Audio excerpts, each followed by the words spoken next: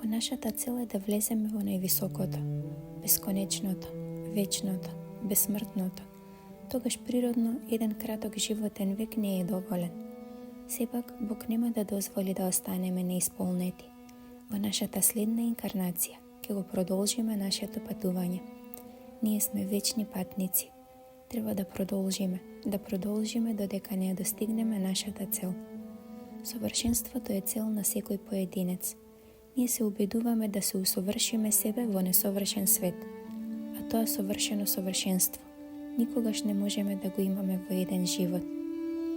Душата ја развива целосната можност за реализирање на највисокото и исполнување на божественото, со тежнение и еволуција.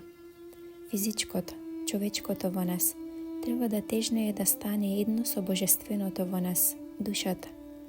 Во овој момент телото не ги слуша диктатите на душата.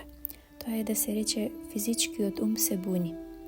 Работата на физичкиот ум ја прекрива божествената цел на душата, а душата не може да дојде до израз.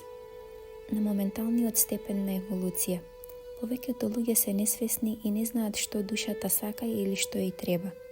Тие имаат желби, анксиозност за успех, интензитет и возбуда. Сите тие потекнуваат од виталот или егото, додека се што е направено со свеста на душата е секогаш целото радост. Понекогаш можеби ќе ги слушнеме диктатите на душата или пораката на нашата совест, но сепак не го правиме или кажуваме правилното нешто. Не, физичкиот ум е слаб, ние сме слаби. Сепак, ако почнеме да тежнееме со умот, а потоа отидеме над умот до душата, лесно можеме да ги слушнеме и да ги послушаме диктатите на душата. Ќе дојде ден кога душата ќе биде во позиција да ги практикува своите божествени особини и да направи телото, умот и срцето да ја почувствуваат нивната потреба од себе откривање. Физичкото и виталот свесно ќе сакаат да ја слушаат душата и ќе бидат насочени и водени од душата.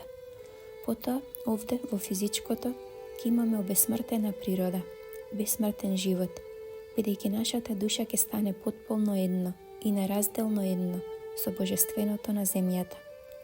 Во тоа време ќе му го понудиме нашето внатрешно богатство на светот во целина и ќе го манифестираме потенцијалот на нашата душа.